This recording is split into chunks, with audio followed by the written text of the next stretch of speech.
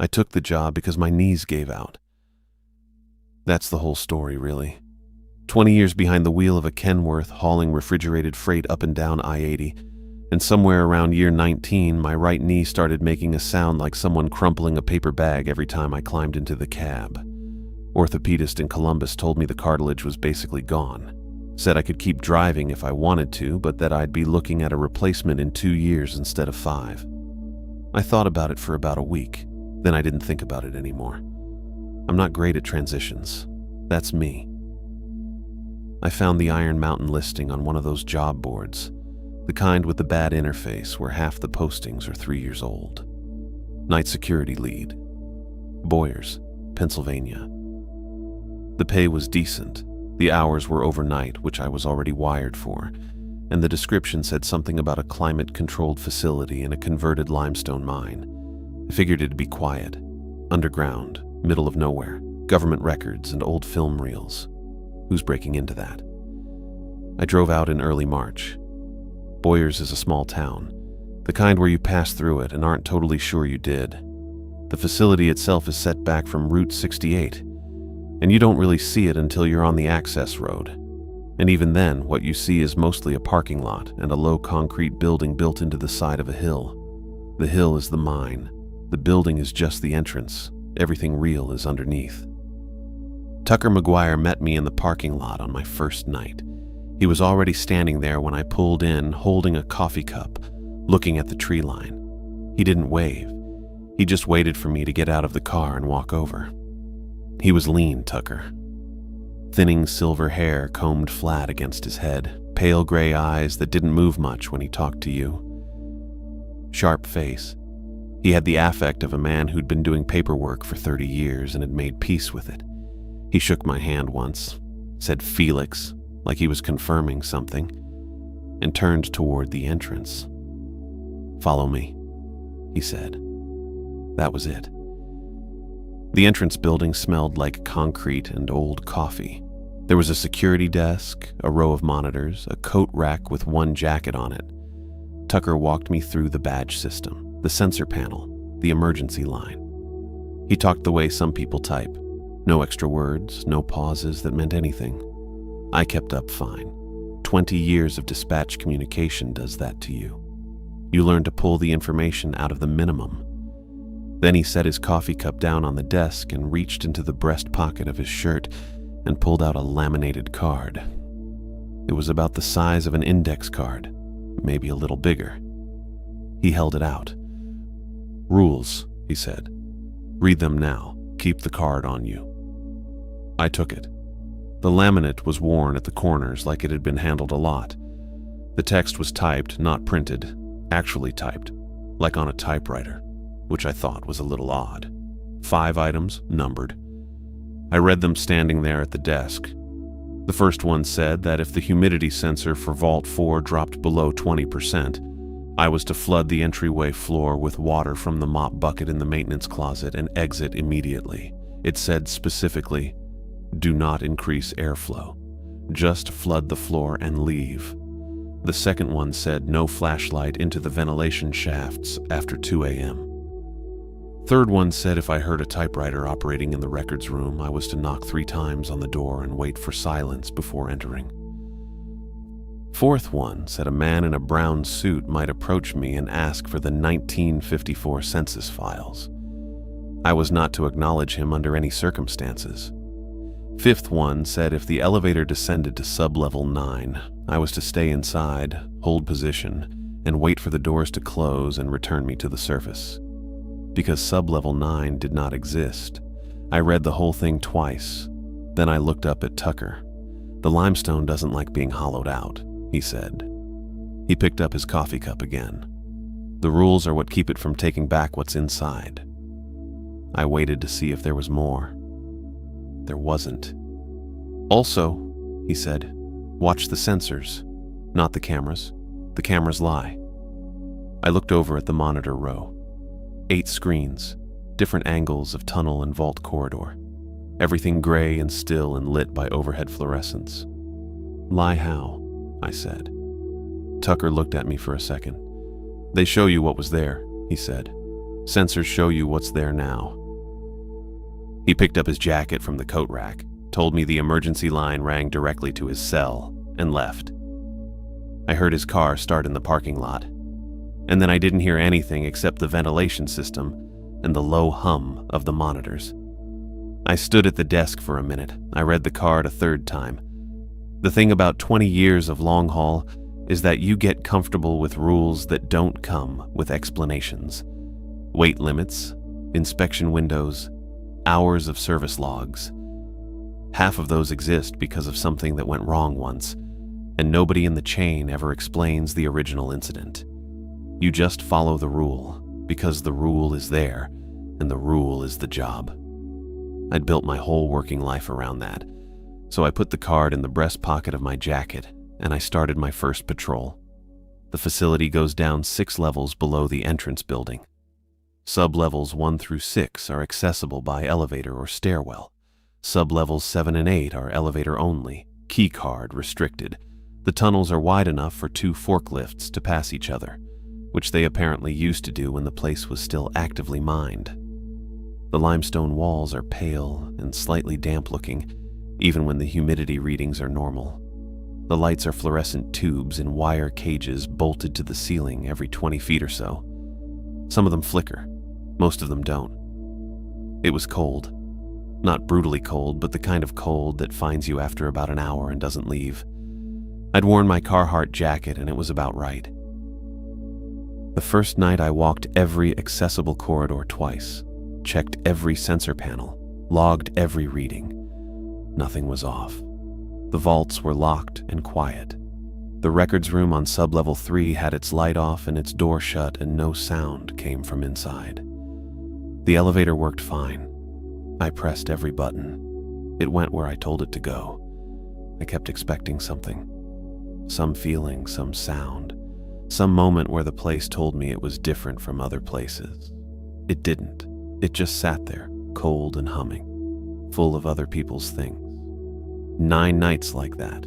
Cold walks, sensor checks, log entries. I started bringing a thermos of coffee. I found a rhythm, the way you do on a long route. You stop thinking about the road and you just drive it. The laminated card stayed in my pocket. I didn't look at it again after that first night. I didn't need to. I'd read it enough times that I knew it. I just hadn't needed it yet. The alarm was a single sustained tone, not a pulse. That surprised me a little. I'd expected something that cycled, something you could wait out. This one just held its note and didn't stop. I checked the readout on the Vault 4 panel, 12%. The threshold on the card was 20, so I was already 4 minutes past when I should have started moving. I didn't run. Running in the tunnels was a bad idea on general principle. The floor was uneven limestone in a few spots, and the overhead clearance dropped without warning near the junction bends. I moved fast, though. Fast enough that my boots were loud, and I could hear the echo coming back at me from about 30 feet ahead. The mop bucket was in the maintenance alcove just past sub-level 2's junction. I'd seen it every night for 9 nights and never thought about it once. Now I grabbed it, filled it from the utility spigot on the wall. The water was cold enough that I felt it through the bucket handle and carried it down the corridor toward Vault 4. The vault door was heavy steel, painted gray, with a humidity sensor mounted at eye level to the right of the frame. The readout on the sensor matched the panel, 12%. The air near the door felt different, drier. Not in a way I could have described to someone, but I noticed it. My lips felt tighter. That's the best I can do. I set the bucket down and tipped it slowly, spreading the water across the entryway floor in front of the door the way the rule said. It pooled fast on the limestone, ran into the low spots, spread maybe 4 feet out from the threshold. I stepped back from it. The rule said flood the floor and exit. That was the whole instruction. No airflow adjustment, no entering the vault, just water, and then leave. I was about to do exactly that. Then the sound started from inside. It was slow, deliberate almost. Dry parchment tearing, but not fast like you'd tear a piece of paper. More like something was pulling it apart an inch at a time, letting it separate. It came from the back of the vault, not the door, which meant whatever was making it was deep inside, past the shelving units, past the file boxes, somewhere in the dark at the far end of a room I couldn't see into. I stood there for probably 4 seconds. Then I locked the door. The deadbolt was manual. A thick steel bar you dropped into a bracket. It seated with a sound like a car door closing. Solid. Final. I left the water on the floor and I walked back up the corridor, and I didn't look behind me. The alarm was still going. I got back to the sensor panel and watched the readout. It had dropped while I was down there. It was at 9% now, then 8. I watched it go to 7 while I stood there with the empty bucket in my hand. The rule said flood the floor and exit, and I'd done that, and it wasn't helping. The secondary monitor, the one mounted below the main panel that showed ventilation system status, was showing an obstruction flag. Main shaft, sub-level 2 junction. The little indicator was amber, which I'd never seen before. The first 9 nights it had been green every time I checked it. I stood there and thought about the humidity still dropping and the obstruction in the shaft, and I did the math wrong. That's the honest version. I was thinking about the vault, about the 12% becoming 7%, about whether the rule had worked or hadn't worked. And I stopped thinking about the card. I stopped thinking about what the second rule said.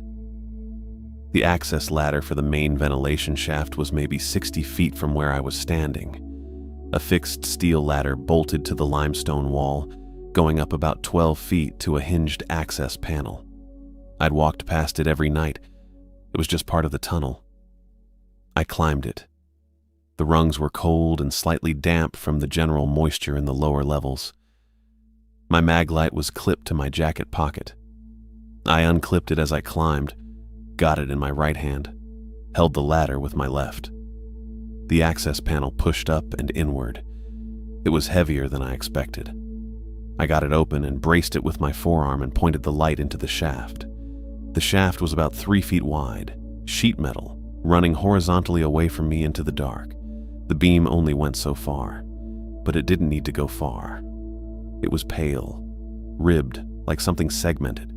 It was pressed against both walls of the shaft and the ceiling, filling most of the space, and it was moving. Not fast. Just this slow, rhythmic pressing and releasing against the metal, like it was breathing, like a pair of lungs that had been dried out and put somewhere they didn't fit. No eyes anywhere on the surface of it that I could see.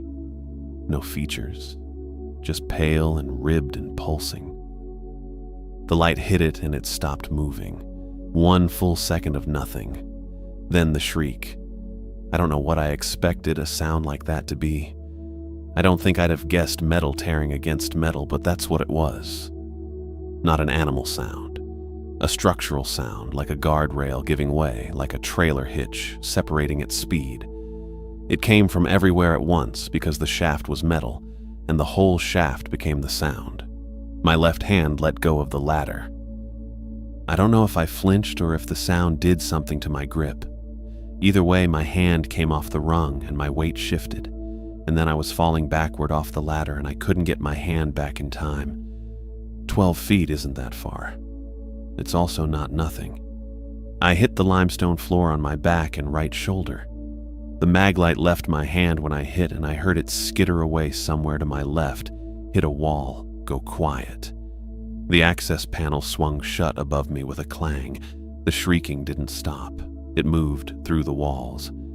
I could feel it in the floor through my jacket. The limestone was carrying it, passing it along, and it bounced off the tunnel walls and came back changed, layered on itself, and I lay there on the ground and listened to it and tried to figure out if anything in my body was broken. My shoulder hurt. My lower back hurt. My pride, if that's a thing you can injure, was not doing great. Nothing was broken. I was pretty sure. I'd hit hard enough that I'd know by now if something was wrong. I moved my fingers, moved my feet, rolled to my side. The shrieking was still going up in the shaft, reverberating through the rock. I'd broken the second rule. No flashlight into the ventilation shafts after 2 a.m. It was 2:47. Whatever was in that shaft, I'd woken it up, and it was still in the walls. And I was on the floor of sub-level 2 without a flashlight. And the humidity alarm for Vault 4 was still running somewhere behind me. And the only light I had left was the small, fixed panel lights mounted every 30 feet along the tunnel ceiling. I got up. Slowly, because my back wasn't happy about it, but I got up. The shrieking was moving, not staying in one place. It was traveling through the shaft in the direction of the main junction, toward the center of the facility, and the sound it made against the metal changed pitch as it moved, lower, then higher, then lower again. I didn't have the flashlight. I wasn't going back to look for it in the dark. I knew the tunnel layout well enough to walk it without one. 9 nights. I knew where the clearance dropped and where the floor was uneven and where the junction bends were. I started walking toward the central hub. The shrieking didn't stop. It just got harder to locate. That's the thing about limestone.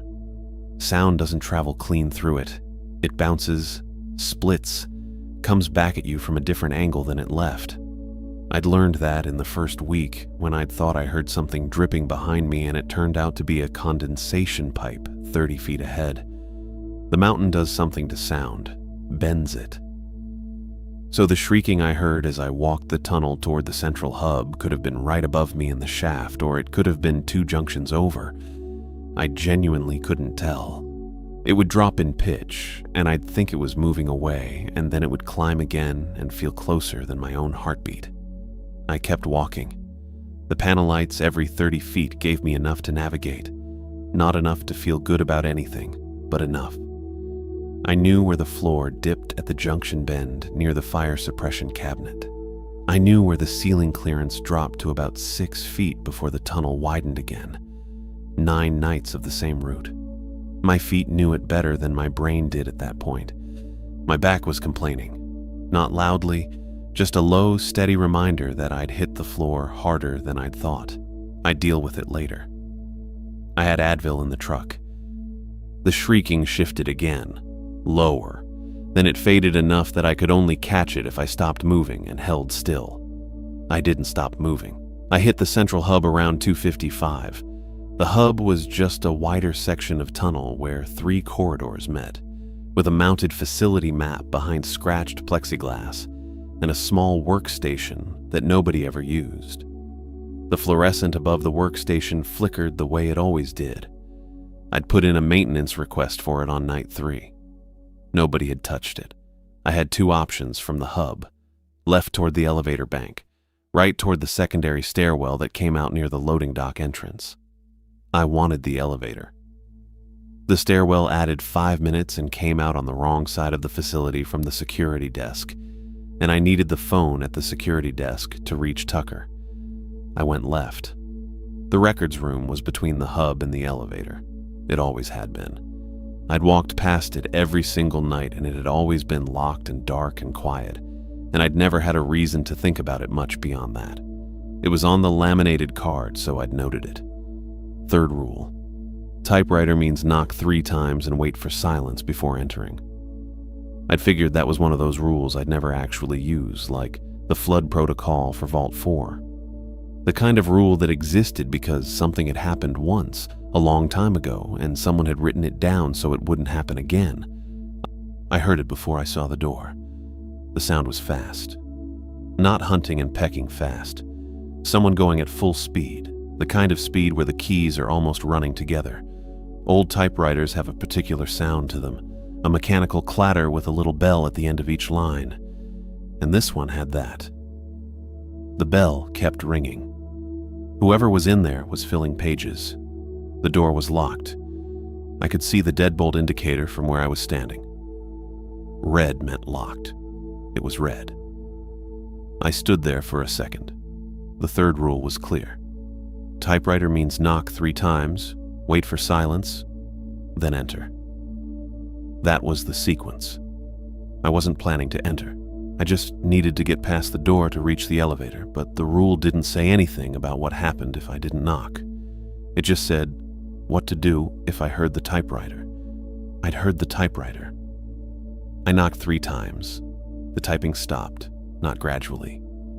Not a slow trailing off, it just stopped. Between one keystroke and the next, like someone had lifted their hands off the keys the instant my 3rd knock landed. The bell didn't ring. The carriage didn't return. It stopped clean. I waited. The tunnel was quiet enough that I could hear the ventilation system running through the walls, the distant hum of the facility's climate control. Nothing else. Then a voice came from behind the door. It didn't sound like it was coming through the door, exactly. It sounded more like it was coming from the door, from the wood itself, or from the air right in front of it. I can't explain that better than that. Do you have the 1954 census files? My stomach dropped a little. I knew the 4th rule by heart. I'd read the card probably 40 times across 9 nights, the way you reread something when you're not sure you're remembering it right. The man in the brown suit asking for the 1954 census files is not to be acknowledged. That was it, word for word. Not to be acknowledged. He'd spoken first. I hadn't knocked to answer him. I'd knocked because the 3rd rule told me to, but I'd knocked on his door, and now he'd asked me a question, and I was standing 18 inches away from a locked door with a man behind it who was not supposed to be acknowledged, and the question was still sitting in the air between us. I didn't say anything. I didn't say no. Didn't say wrong room. Didn't say anything at all. I just stood there for a moment, and then I started walking. The door didn't open. Nothing happened. The voice didn't repeat the question. I walked past the records room and kept going, and the tunnel ahead of me was empty and lit, and I focused on the elevator doors at the end of it. But here's the thing that was bothering me, and I couldn't shake it while I walked. The 3rd rule said, knock 3 times and wait for silence before entering. The purpose of that, the way I'd understood it, was that the knocking was a kind of signal. You knock, the typing stops, the room knows you're there, and then you can go in safely. That was how I'd read it. A safety protocol. Knock so whatever's in there doesn't get surprised. What I'd done was knock, and the typing had stopped. And then the man in the brown suit had asked me a question. I hadn't entered the room, but I'd knocked on his door at 2:57 in the morning and announced myself, and now he knew I was in the tunnel. And the 4th rule said, don't acknowledge him, but it didn't say anything about whether the 3rd rule could accidentally do that for me. I didn't know if I'd made a mistake. I genuinely couldn't tell. Maybe the knocking was neutral. Maybe it didn't count as acknowledgement because I hadn't answered. Maybe the rules operated independently and following one couldn't contaminate another. Or maybe I just knocked on his door and introduced myself, and he was already moving. The elevator bank was ahead, 2 sets of doors, both closed. The call button glowed a dull amber between them. I pressed it and the amber went white. The facility hummed around me, the ventilation system, the climate control. Somewhere far back in the tunnels, very faint, the shrieking had started again, low and distant and directionally useless. I stood in front of the elevator doors and watched the indicator above the left set. It was sitting on sublevel 1, moving down to 2. I'd called it from 2, so it was coming to me. That was fine. That was normal. I kept my eyes on the indicator and my back to the records room, and I waited for the doors to open. The doors opened. I stepped in, turned around, pressed the button for the surface, the one at the top of the panel. Big white S with a circle around it. I'd pressed it 9 times before on 9 different nights, and it had always taken me straight up without any drama. The doors closed. The car moved. Down. I felt it in my stomach first, that drop elevator feeling, and I thought there was a mechanical delay. Maybe the car needed to go down before it went up. Some quirk of the system I hadn't hit before. Tucker hadn't mentioned anything like that. But Tucker also hadn't mentioned a lot of things, so I gave it a few seconds. The indicator above the doors counted past sub-level 3. 4. I pressed the surface button again. Nothing changed. I pressed it 3 more times. Still nothing. I tried sub-level 1, 2, 3. None of them lit up. The only button with any light behind it was the one I'd already pressed, glowing a steady white like it was doing exactly what it was supposed to do. 5. I put my back against the rear wall of the elevator and watched the indicator. The car smelled like metal and cold concrete, same as always. The fluorescent strip above me buzzed at a frequency I'd stopped noticing after the first night. Nothing about the inside of the elevator had changed. It was just going the wrong direction. 6, 7. I started doing the math. Sub-level 8 was the lowest level on the panel. I'd never been below 4. The facility maps I'd seen during orientation showed 8 as the lowest active level, mostly climate-controlled archive storage. Nothing I was responsible for on my rotation. Below 8 wasn't on any map I'd seen. Below 8 was where the indicator was heading. 8. The car slowed, stopped. The number on the indicator changed to 9, solid red. Not the amber or white the other numbers used. Just red. The 9 sat there, and the car sat there, and nothing happened for about 3 seconds. Then the doors opened. I don't know what I expected. I think I expected darkness, or another tunnel that looked like the ones I'd been walking all night. Limestone walls, conduit runs, the occasional mounted sensor box. What I got was not that. The tunnel on the other side of those doors had walls made of paper, not wallpapered, not lined with shelves. The walls were built out of documents, thousands of them, maybe more, compressed and stacked so densely they'd fused into something that looked almost structural. Yellowed pages pressed flat against each other, edges blurred together, the occasional stamp or typeface visible if you looked close enough, floor to ceiling, both sides. The tunnel went back maybe 40 feet before it curved, and I couldn't see past the curve. The smell hit me when the doors opened. Old ink and dry paper, the kind of smell that's in the back of used bookstores, but concentrated. A lot of it. The air was warmer than the rest of the facility, which didn't make sense given everything down here was supposed to be climate-controlled. I was still holding the door close button. I'd grabbed it the second the car stopped. The man in the brown suit was standing in the middle of the tunnel. He was maybe 20 feet back from the elevator doors. Brown wool suit, white shirt, dark tie, fountain pen in one hand. He was standing completely still. And then he wasn't. Because he was closer, and I hadn't seen him move. His legs weren't doing anything. They weren't walking. They weren't stepping. He was just covering distance without the mechanics of it. I kept holding the button. He asked for the 1954 census files, not out loud. That's the part I keep coming back to when I think about it. His mouth might have moved. I couldn't tell from that distance, but the question didn't come from his direction. It came from inside my own head, behind my eyes, the same way you hear your own name when someone says it in a crowd. It was his voice, or what I understood to be his voice, but it was located inside me rather than out there. I want the 1954 census files. I kept holding the button. He was closer now, 15 feet maybe. The fountain pen was at his side. His posture was completely neutral, not aggressive, not threatening in any way I could point to. He just wanted the files. That was the whole thing for him. I don't think he was aware of me as a person. I think I was just the variable standing between him and what he needed. The button wasn't working. I mean, I was holding it, had been holding it since the doors opened, but the doors weren't closing. The mechanism was engaged. I could feel the slight resistance of it, but the doors were staying open. I didn't know if that was him or the creature or just a malfunction. I pressed the surface button with my other hand. Nothing. Then something pushed between the doors on the left side. A hand, pale, almost white, with a ribbed texture across the back of it. The same ridged surface I'd seen in the ventilation shaft when I'd put my light in there. The fingers were longer than they should have been, and they were pressing the door back, not hard, just steady. the way you'd hold a door open at a grocery store, patient about it.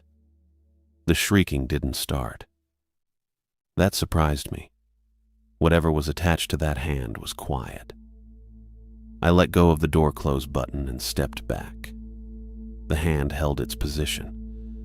The doors were open maybe 8 inches on the left side, and through that gap I could see the corridor outside the elevator, the limestone walls of the regular facility, which meant the creature had ridden down on top of the car or come through the shaft system and was now outside in the tunnel adjacent to the elevator bank. It was between me and the door mechanism. The man in the brown suit was 10 feet back. I want the 1954 census files. Same location. Behind my eyes. I looked at the elevator wall to my right. There was a small glass front cabinet mounted there, red frame, the kind you see in hallways next to fire extinguishers. Behind the glass was a fire axe, short handle, standard municipal issue, the kind of thing that's in every commercial building and nobody ever looks at twice. I'd walked past it 9 times on 9 different nights and registered it as background, part of the furniture. The man in the brown suit was 8 feet back. The pale hand pressed the door open another inch. I stood there for a second and I thought about the 5th rule, which said to stay inside the elevator and wait for the doors to close and return me to the surface. I was inside. I was waiting. The doors weren't closing. The rule had an assumption built into it that the doors would eventually close on their own, and that assumption was currently wrong, and I didn't think waiting longer was going to fix it. The man in the brown suit reached the elevator threshold. He extended his hand toward me, palm up, like he was asking me to hand something over. The fountain pen was still in his other hand. His face was close enough that I should have been able to read his expression. I couldn't. I don't mean he was expressionless. I mean there was nothing there that my brain was processing as a face, even though I knew one was present. I want the 1954 census files. I looked at the axe. The axe was behind glass. A little red hammer hung on a hook next to it, the kind you're supposed to use to break the glass in an emergency. I didn't use the hammer. I used my elbow, and it hurt more than I expected. And the glass came down in one sheet and shattered on the floor. I pulled the axe free. Standard fire axe, red handle, maybe 3 pounds. I'd seen 100 of them in 100 buildings over the years. This one had a thin layer of dust on the blade, which told me nobody had touched it in a while, which I didn't love. The man in the brown suit was at the threshold. His hand was still out, palm up, the fountain pen in his other hand, his face that wasn't a face. I want the 1954 census files. I wasn't going to swing at him. That thought arrived fast and clear, the same way decisions used to arrive on the road when something went wrong at highway speed. You don't think it through. You just know. Swinging at him wasn't the move. Swinging at the creature wasn't the move. I'd already done everything wrong tonight by following the obvious logic. The obvious logic had gotten me here. I turned to the control panel instead. The panel was standard elevator hardware. Brushed aluminum plate, 2 columns of floor buttons, a phone panel, an emergency stop, a door open and door close. Everything lit in the same dull amber except one. Sub-level 9 glowed violet, not a warm purple, not a faded lavender. Violet.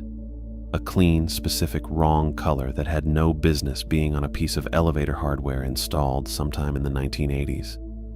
I thought about what Tucker had said on my first shift. He'd been drinking coffee, and he'd handed me the laminated card, and he'd said, in that flat way he said everything, that the limestone didn't like being hollowed out, that the rules were what kept the mountain from taking back what was inside. I'd filed that under colorful local management style and moved on.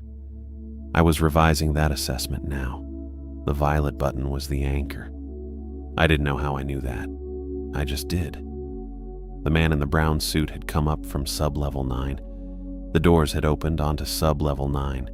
The whole thing had started when the elevator went somewhere it wasn't supposed to go. And the somewhere it went was tied to that button. and the button was glowing a color that nothing else on the panel was glowing, and that meant it was different from everything else on the panel, and different was the thing I needed to break. I swung the axe into the control panel. The blade went in harder than I expected. I'd aimed for the violet button specifically, and I hit about 2 inches below it, which cracked the aluminum plate and sent a chunk of it spinning off the wall. Sparks. The amber buttons flickered. The violet one kept glowing. I pulled the axe back and hit it again, higher this time, and the blade caught the edge of the button housing and the whole panel buckled inward. More sparks. A smell like burning plastic and something underneath that, something older, like wet stone. The violet glow dimmed. The man in the brown suit's hand was still extended. He hadn't moved. He was still asking, the voice still coming from somewhere inside my head rather than from any mouth, still the same flat request, same words, same tone. I want the 1954 census files. I want the 1954 census files. I hit the panel a third time, dead center on where the violet button had been, and the axe blade punched through the aluminum and into the wiring behind it. The electronics shorted. All of them, all at once. The amber buttons went dark. The overhead light in the elevator cut out. The display above the doors, the one that had shown the red 9, went black. The whole car went dark except for the sparks still jumping from the panel. Little orange flickers that lasted maybe 2 seconds, and then quit.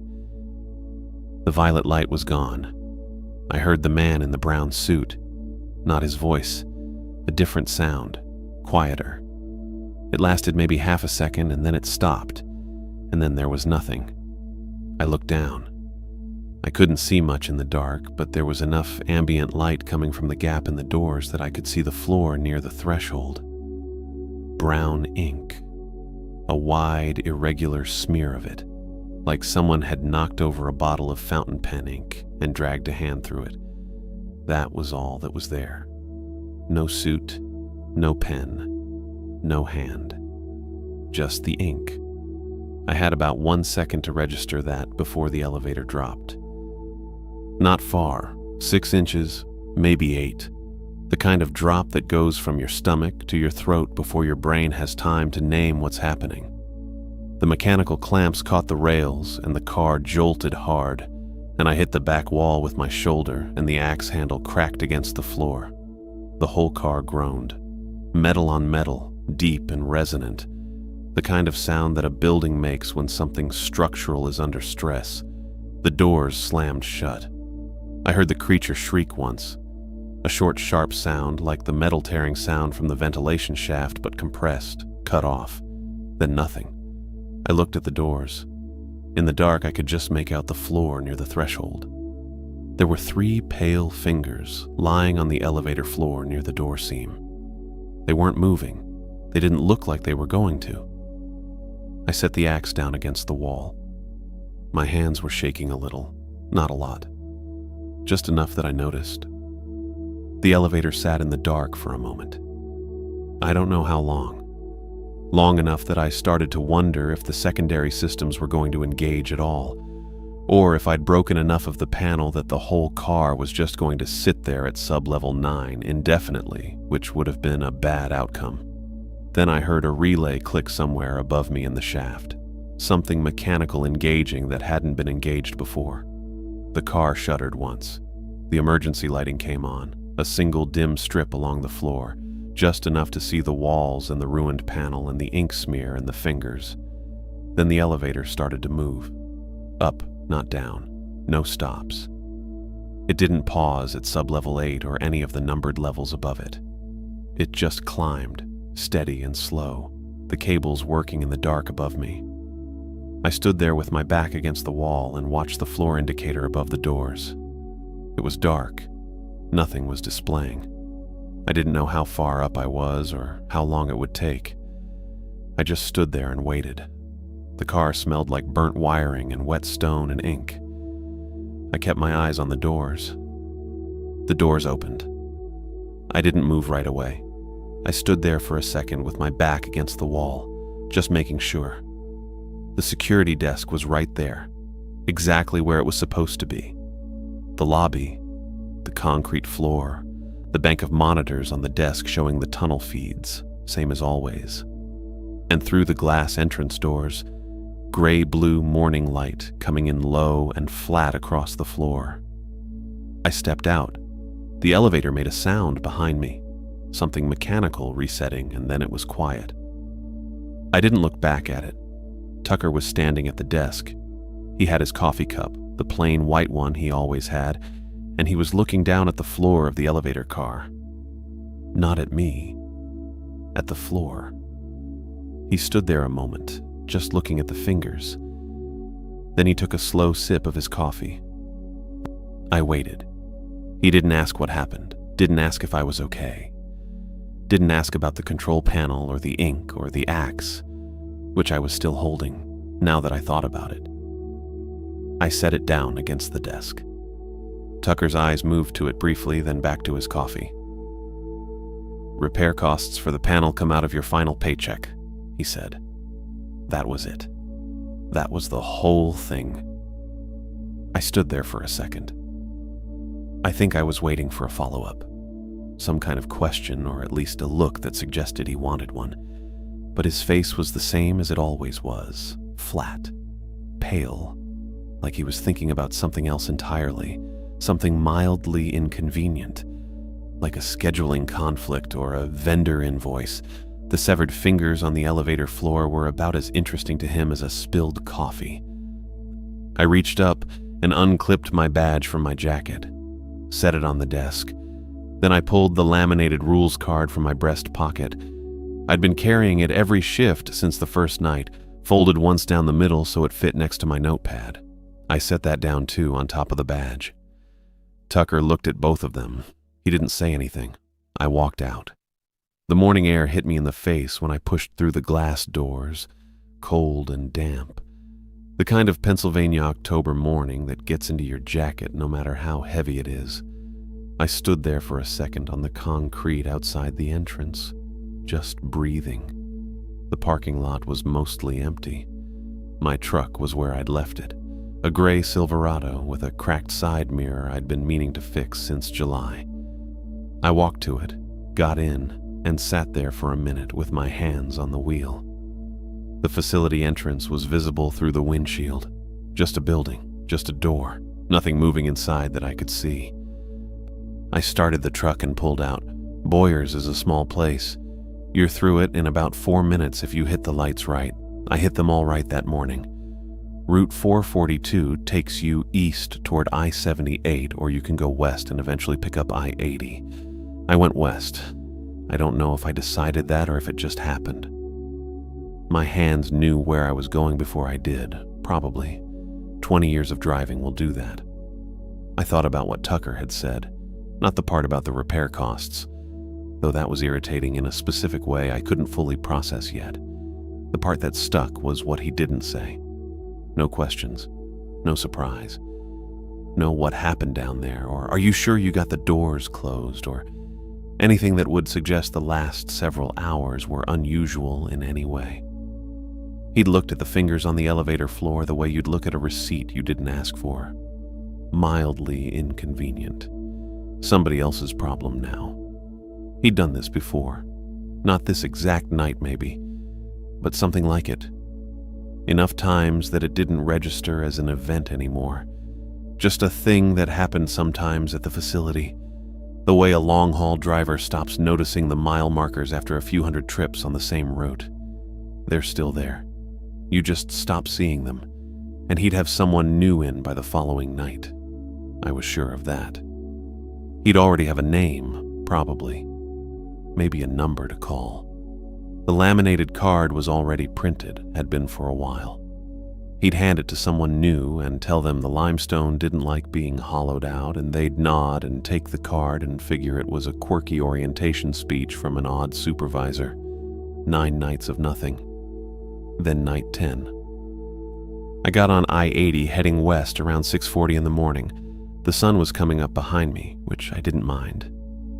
I had about half a tank of gas, which was enough to get me to Ohio without stopping. Somewhere around Newcastle, I thought about the man in the brown suit, Leo Cunningham. I'd started thinking of him, though I don't know why that name came to me. It wasn't on the rules card. It wasn't anything Tucker had said. It was just the name that fit a man in a pressed 1950s wool suit holding a fountain pen, waiting in a tunnel for files that were never going to arrive. He was still down there. That part I was sure of.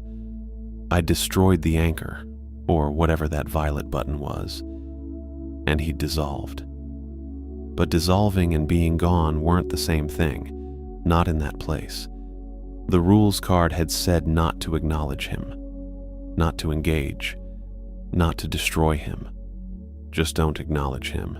There's a reason for that kind of rule, and the reason isn't that it solves the problem, it's that it keeps the problem from getting worse. I'd gotten the doors closed. That was something. But Leo Cunningham, or whatever he actually was, would reconstitute or reset or do whatever it was he did, and he'd be back in that tunnel in his brown suit with his fountain pen, asking the next person off the elevator about the 1954 census files.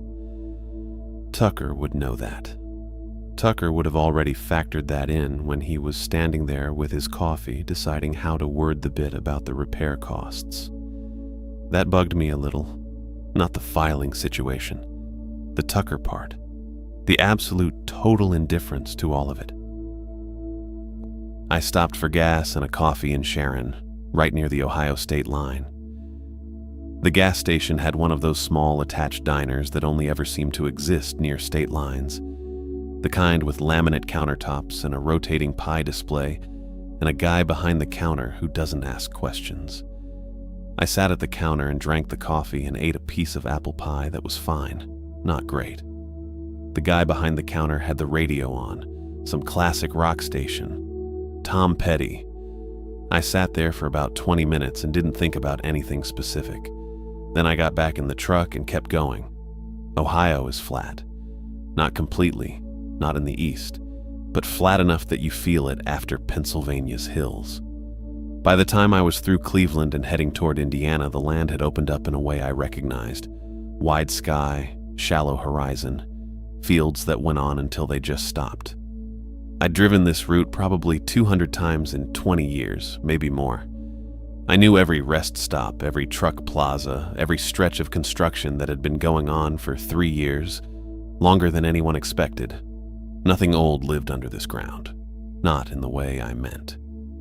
The limestone up in Boyers had been there for 300 million years, give or take, and somewhere in all that time, it had developed opinions about being hollowed out and filled with government documents. The flat middle of the country was different. Glaciers had scraped it clean and left it shallow. Whatever was down there was just dirt and bedrock and the occasional aquifer, normal things. I didn't stop in Indiana. I kept going until I crossed into Illinois and the sun was low and orange in front of me, and I pulled off at a truck stop outside of Joliet and sat in the parking lot for a while with the engine off. I wasn't going back to Pennsylvania. That was the only thing I'd fully decided. The rest of it, where to go, what to do next, whether my knees would hold up for something that required more standing than sitting, all of that was still open. I'd figure it out. I'd figure it out worse. I reclined the seat a little and closed my eyes. The road was still there when I moved my feet. I knew this route by heart.